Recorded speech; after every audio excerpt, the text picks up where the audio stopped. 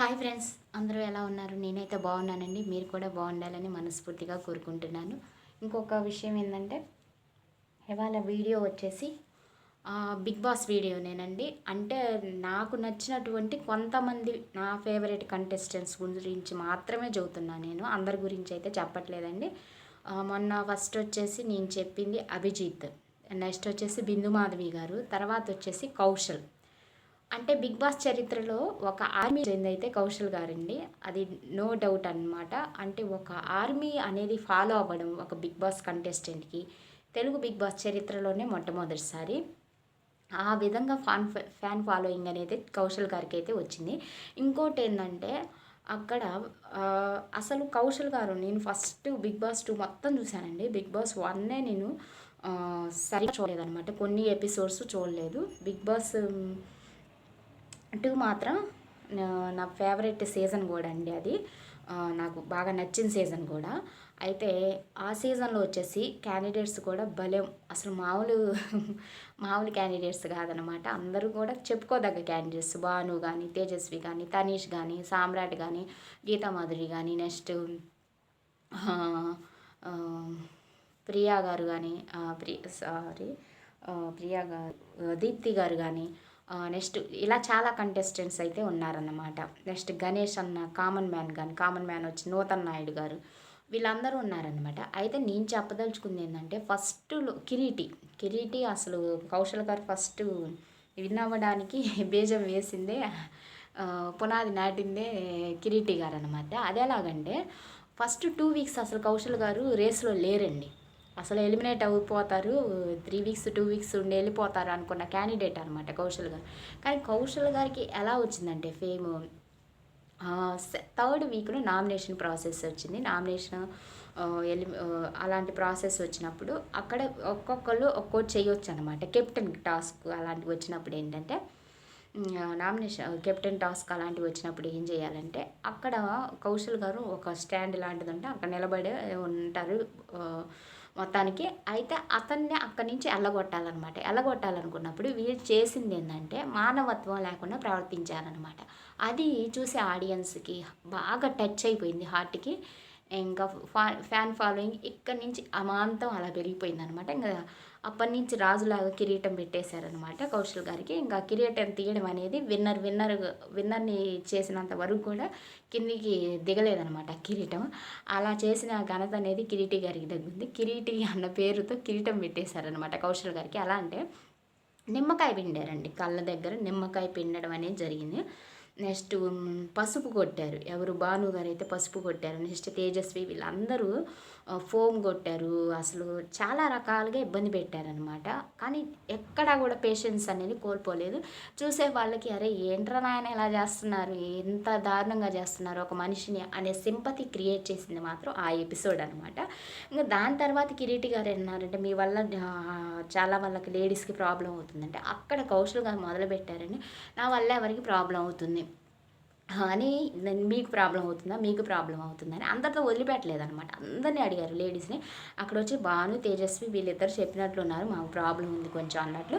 ఇంకోటి ఏంటంటే అన్ప్రాపర్గా టచ్ చేసినట్లు, నిమ్మకాయ టాస్క్ అది ఉందండి, ఒక ఫ్రూట్స్ది చెట్టుకు ఉంటుంది, అక్కడ టచ్ చేసినట్లు భాను అంటే, అక్కడ తేజస్వి వచ్చేసి తూచి అండం, నువ్వు మనిషివేనా అన్నట్లు అండం, ఇలాంటి మాటలు మొత్తం కూడా కౌశల్ గారికి ప్లస్ అయిపోయాయి. నెక్స్ట్ గీతామాధురి గారు వచ్చేసి కౌశల్ గారికి ఫస్ట్ సపోర్ట్ చేశారండి.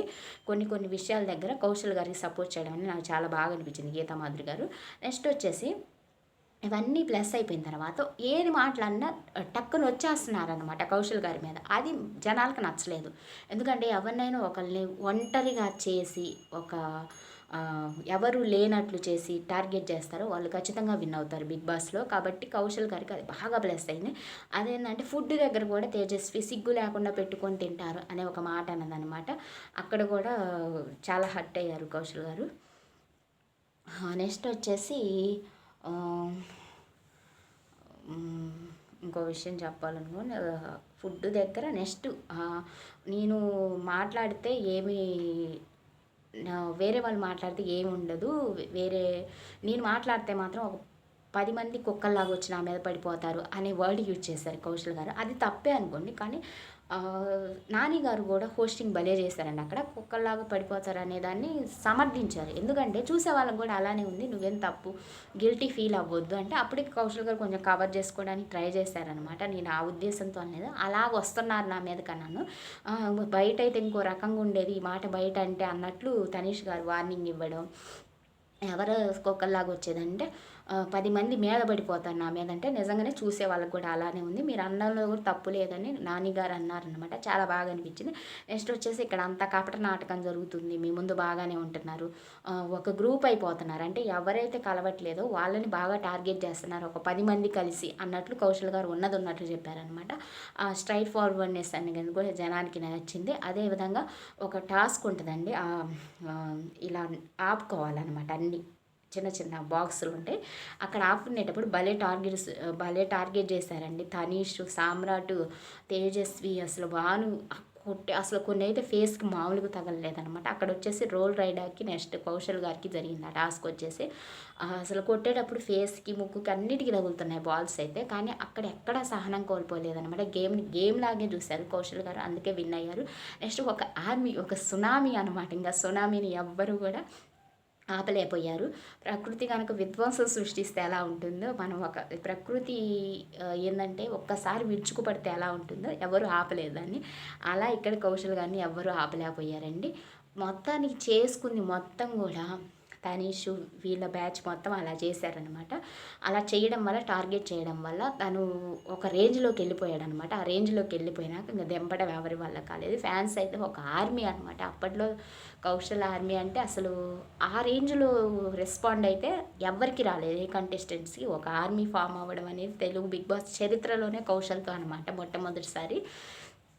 తనీష్ అయితే అక్కడ నాని గారి దగ్గర కూడా కొంచెం వార్నింగ్ ఇస్తున్నట్లు మాట్లాడుతుంటే, నువ్వు అలా ఇవ్వద్దు, నా ముందు అవన్నీ చేయొద్దని. అసలు నాని గారు హోస్టింగ్ కూడా సూపర్ ఉందండి. అప్పుడు అసలు బయాస్డ్ కానీ కొంచెం కూడా అనిపించేది కాదు, చాలా బాగా మాట్లాడేవాళ్ళు అనమాట. నెక్స్ట్ వచ్చేసి నా పిల్లలు చూసి ఏమనుకుంటారో, డాడీని ఎందుకు అలా చేస్తున్నారంటే, వాళ్ళు కూడా గర్వపడే స్థితికి వచ్చావు, ఏమనుకోరు, నీవు హీరో అయిపోయావు అన్నట్లు నానిగా చెప్పారు. ఆ వర్డ్ కూడా చాలా బాగా అనిపించింది నాకైతే. నెక్స్ట్ వచ్చేసి గీతా మాధురి గారు కూడా కొంతవరకు సపోర్ట్ చేశారనమాట. నెక్స్ట్ వచ్చేసి ఫ్యాన్ ఫాలోయింగ్ సూపర్గా ఉంది. అక్కడ బాబు గారు కానీ నెక్స్ట్ తేజస్వి కానీ ఎంతమంది టార్గెట్ చేసినా కూడా తన పేషెన్సే తనకి కాపాడిందండి. కాబట్టి జనానికి నచ్చింది అదే. ఎవరు ఎంత టార్గెట్ చేస్తున్నా నిల్చున్నారు చూసారా, అక్కడ కౌశల్ విన్ అయ్యారనమాట. కాబట్టి నాకు ఆ సీజన్లో కౌశల్ గారు విన్ అవ్వడం నాకు చాలా కూడా హ్యాపీ అనిపించింది. ఎందుకంటే ఒక 10 మంది టార్గెట్ చేసి ఒక్కరినే ఒంటరి వన్ చేసి అనేది ఎప్పుడూ కూడా రాంగ్ అండి. కాబట్టి జనాలు నిరూపించారు, మళ్ళీ తెలుగు వాళ్ళకి హార్ట్ ఉందని నిరూపించారు. కౌశల్ ఆర్మీని క్రియేట్ చేశారు, కౌశల్ని విన్నర్ చేశారు. విన్నర్ చేసిన దగ్గర కూడా నిద్రపోలేదనమాట. చాలా హ్యాపీగా అనిపించింది నాకైతే ఆ సీజను. మొత్తానికి కౌశల్ గారికి ఒక హ్యాండ్స్ అప్ అండి. ఒక ఆర్మీని కౌశల్ ఆర్మీని సృష్టించడం అనేది బిగ్ బాస్ చరిత్రలోనే మొదటిసారి అనమాట. నెక్స్ట్ అందరూ కలిసి విన్నర్ని చేశారు. తన సహనం తనకి విన్నర్ అయింది. తను మాట్లాడే మాటలు పాయింట్స్ స్ట్రైట్ ఫార్వర్డ్గా మాట్లాడడం అనేది, అక్కడ కొంచెం రిజర్వ్డ్గా ఉంటారు కౌశల్ గారు. దాన్ని పాయింట్ అవుట్ చేస్తూ దానివల్ల ఒక 10 మంది వచ్చి మీద పడిపోవడం అనేది జనానికి నచ్చలేదు. ఎందుకంటే జనానికి నచ్చదు.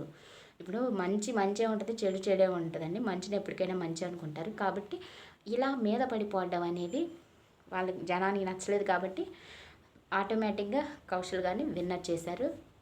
కోర్స్ తన బిహేవియర్ కూడా చాలా వరకు కొంతవరకు బాగుందనుకోండి. ఇదండి ఈరోజు నా వీడియో. మొత్తానికి కౌశల్ ఆర్మీ సృష్టించిన విధ్వంసానికైతే బాక్స్ బద్దలైపోయాయి అనమాట అప్పట్లో ఛానల్స్ అయితే. ఇదండి ఈరోజు మొత్తానికి కౌశల్ విన్నర్ అయిపోయారనమాట. నా వీడియో కనుక మీకు నచ్చింది అనుకోండి, తప్పకుండా లైక్ చేయండి. అదేవిధంగా కొత్త వాళ్ళైతే తప్పకుండా సబ్స్క్రైబ్ చేసుకోండి. థ్యాంక్ యూ అండి. Thank you very much.